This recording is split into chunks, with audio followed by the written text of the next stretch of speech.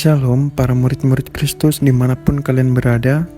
Pada kesempatan kali ini kita akan membahas, bolehkah orang Kristen pacaran dengan orang yang tidak seiman?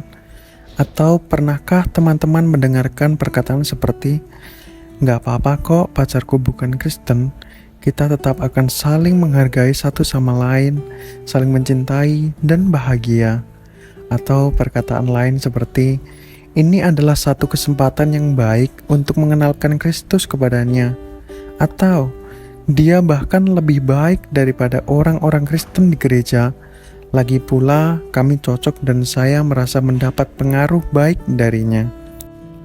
Berbicara mengenai cara pandang Kristen, maka mau tidak mau kita harus menetapkan suatu dasar dari segala pemikiran kita, yaitu Allah dan Alkitab yang kita percayai berotoritas.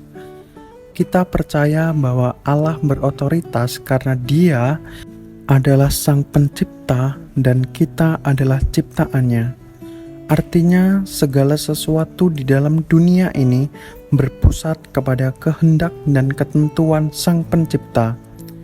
Begitu juga dengan Alkitab yang berisi kehendak dan ketentuan Allah yang berotoritas.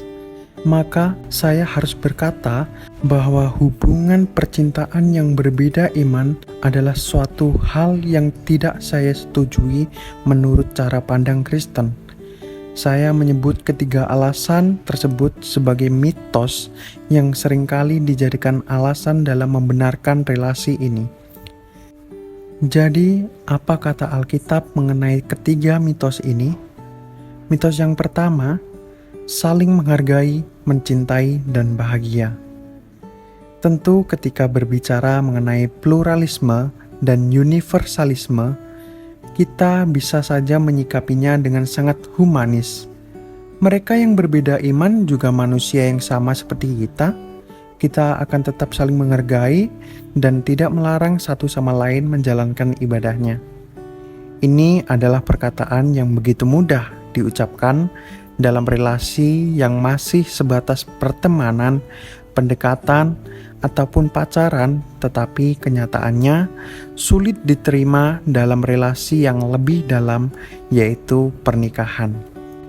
Mungkin kita sering mendengar cerita-cerita kesuksesan pernikahan yang berbeda iman. Mereka bahagia dan setia sampai maut memisahkan.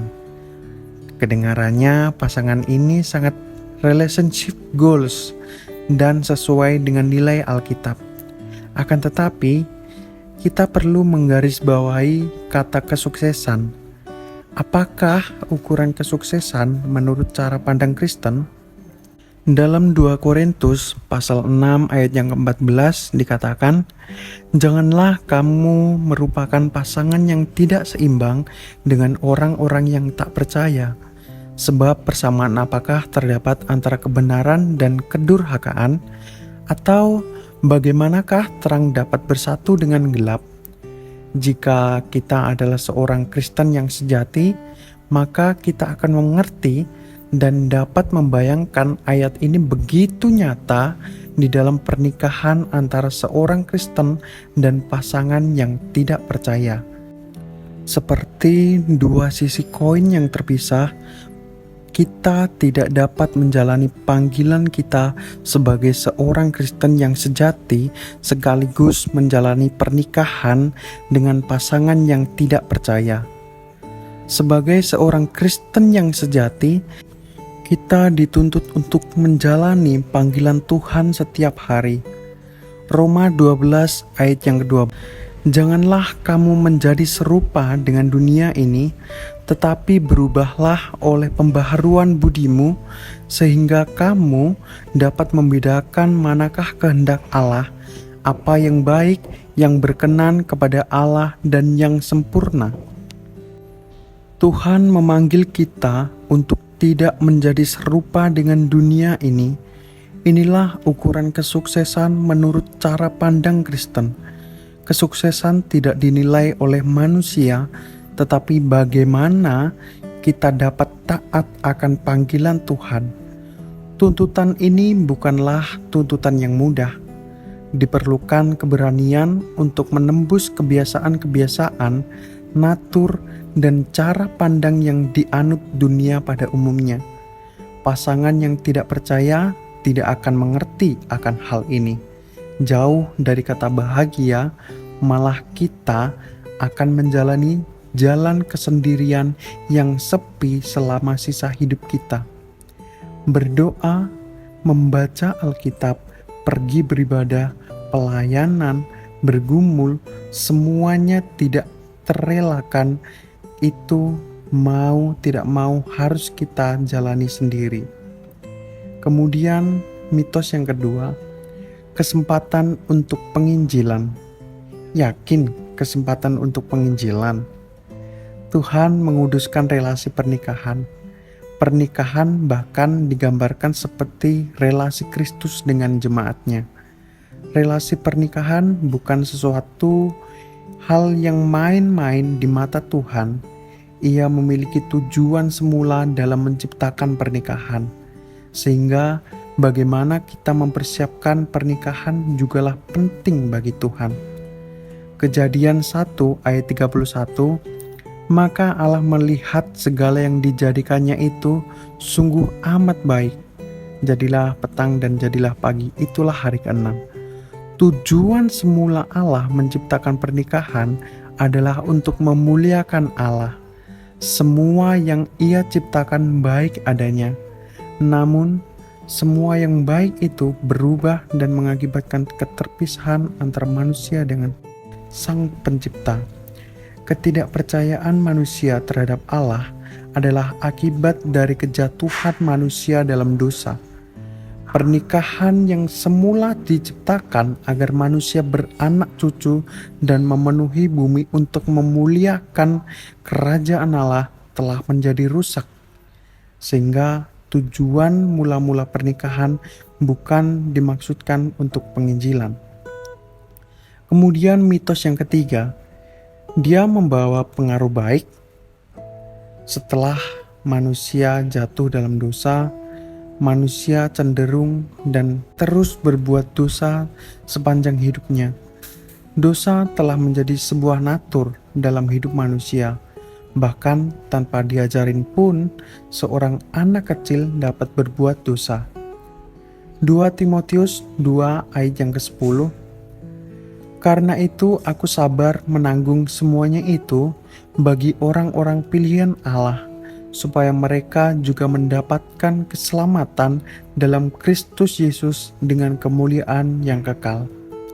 Rasul Paulus tahu benar bahwa tidak ada hal yang lebih membahagiakan bagi seorang manusia selain mengetahui bahwa dirinya telah diselamatkan. Bahkan demi memberitakan hal ini, Paulus rela menderita dan dianiaya. Fakta bahwa kita telah diselamatkan jauh lebih berharga daripada prestasi-prestasi yang dapat kita peroleh dan kebaikan-kebaikan yang dapat kita terima atau lakukan.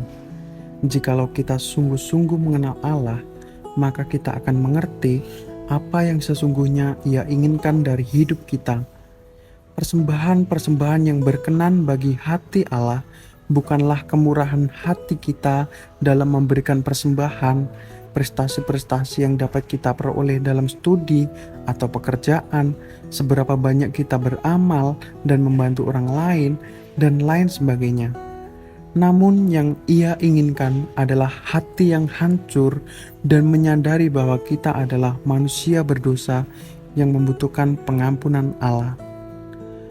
Pasangan yang tidak percaya mungkin kadang memang memiliki sikap yang baik dan tidak jarang membawa pengaruh yang baik untuk pasangannya.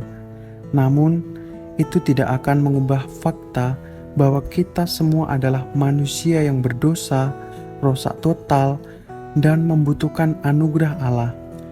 Ketika kita lebih tertarik kepada pasangan kita, sesungguhnya ini menandakan bahwa kita lebih tertarik dengan kebaikan pasangan kita ketimbang kebaikan dan anugerah Allah. Ketika kita memilih untuk tidak menuruti perkataan Allah, bukankah itu artinya ada hal yang lebih kita cintai daripada Allah?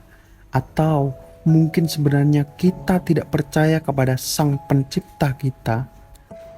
Rasanya juga tidak adil jika kita berdoa agar pasangan kita mau memberikan hatinya kepada Allah, di saat kita sendiri tidak benar-benar memberikan hati kita kepada Allah. Hal yang dapat kita lakukan pertama-tama adalah meminta Allah untuk mengubah hati kita terlebih dahulu, sehingga kita mau menuruti kehendak Allah dan dengan segenap kesadaran menyerahkan relasi dan keseluruhan masa depan untuk Dia pimpin seturut kehendaknya. Jadi itu ya teman-teman mengenai pacaran yang tidak seiman. Semoga dapat memberkati kita dan membuka cara pandang kita untuk dapat berpikir kembali ketika kita mau memulai satu hubungan yang serius dengan orang yang tidak seiman dengan kita. Jangan lupa bagikan video ini ke teman-teman kalian yang mungkin masih bimbang atau bergumul dalam hal pasangan ya. Tuhan Yesus memberkati.